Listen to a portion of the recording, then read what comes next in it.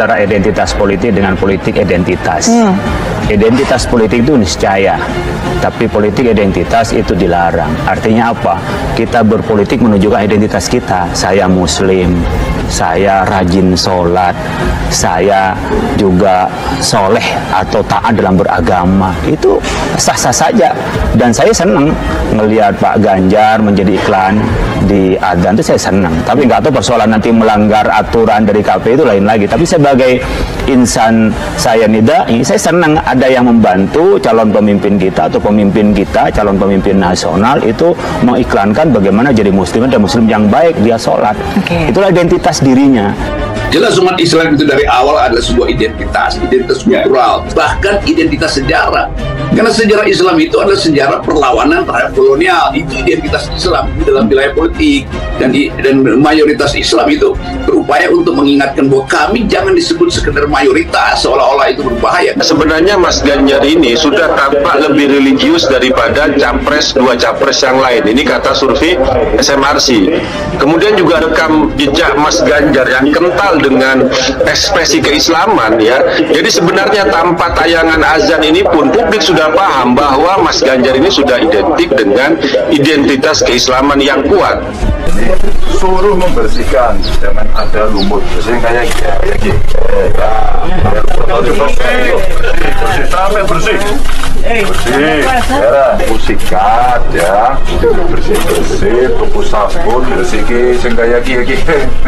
Kacane dilapi. Yang Indonesia tanah air beta, pusaka abadi nan jaya.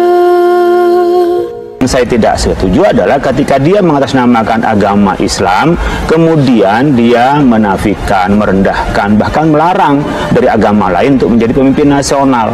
Atau untuk kemenangan dirinya, orang yang berbeda dengan kita secara agama, ras dan suku itu kita nihilkan, kita hancurkan, kita rendahkan. Itu yang saya sebut dengan politik identitas. Pertanyaan saya belum terjawab, Mas Anies. Sependapat dengan sikap politik FPI, gubernur harus orang Islam? Kalau kita berbicara tentang ayat Quran, jelas di situ dikatakan itu. Tapi kalau sudah sampai pada keputusan politik, maka itu serahkan pada rakyat. Karena itulah ada proses demokrasi. Jadi Anda tidak sependapat tentang sikap politik FPI, gubernur harus orang Islam. Gubernur Jakarta. Sebagai seorang Muslim, saya mentaati Al-Maidah 51. Sebagai seorang Muslim, saya mentaati Al-Maidah 51. Lindungi kami semua ya Allah, rahmati kami semua ya Allah, ampuni kami semua ya Allah. Peningkatan Ahok karena penista agama. Setuju. Bukan gitu cara kampanye yang baik. Cara kampanye yang baik tidak usah menunjukkan ya oke, ngajak orang sholat. Selama ini azan juga sudah ada kok. Emang selama ini nggak ada azan di TV setiap kampanye, kata Guntur. Emang tidak kampanye karena tidak ada nomor urut, tetapi babnya etika. Kalau untuk mengajak masyarakat dengan senyum untuk berdoa bersama, untuk menjalankan sholat 5 waktu, itu kan merupakan hal yang positif bagi umat Kristen. Untuk mengajak berdoa di gereja, bagi umat Hindu di pura, itu kan sesuatu yang bagus. Sehingga jangan menampilkan identitas yang menunjukkan spiritualitas sebagai bangsa, itu kemudian dikatakan politik identitas.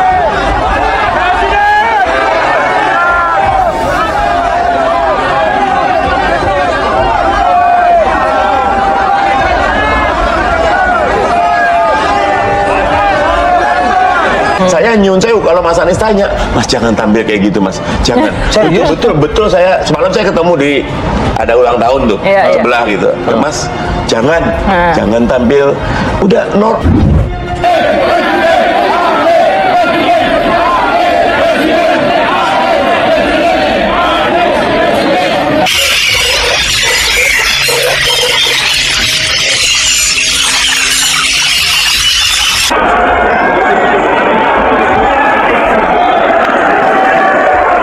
Kami yang pertama kali menuntut ada kesetaraan di dalam perdagangan yang dimonopoli oleh VOC pada waktu itu, yang menimbulkan syarikat Islam selamanya.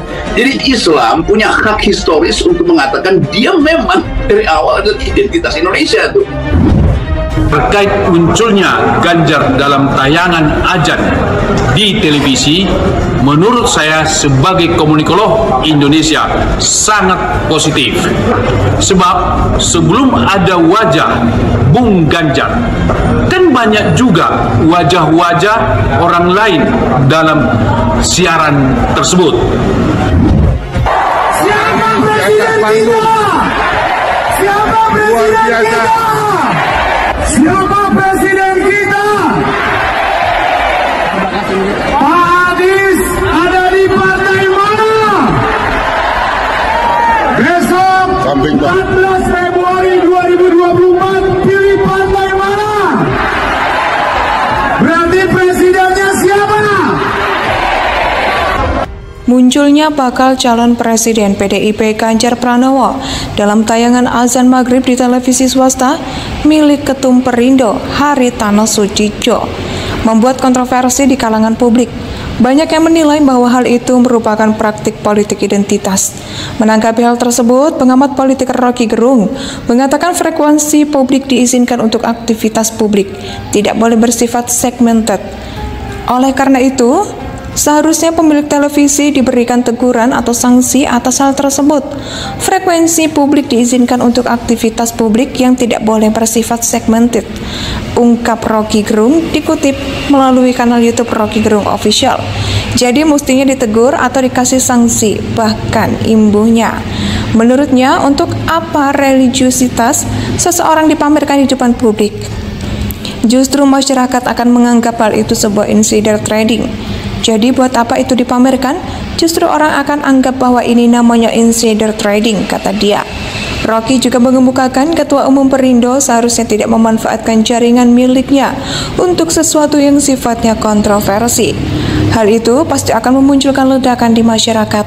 Buat apa itu Pak Haritano sudah punya Perindo, tapi masih memanfaatkan jaringan dia itu untuk menyodorkan sesuatu yang kontroversi. Pasti akan ada ledakan lagi, ledakan sosial lanjutnya. Partai Perindo, kata dia, seharusnya tidak boleh memanfaatkan frekuensi publik untuk kepentingan koalisi Baca Pres Ganjar Pranowo. Hal itu bisa dinilai sebuah kecurangan. Selain Rocky Gerung, suara kontroversi berupa juga diungkapkan oleh Ketua DPP PKS, Mardhani Alisera. Munculnya wajah calon Presiden Ganjar Pranowo dalam tayangan azan di sebuah stasiun televisi.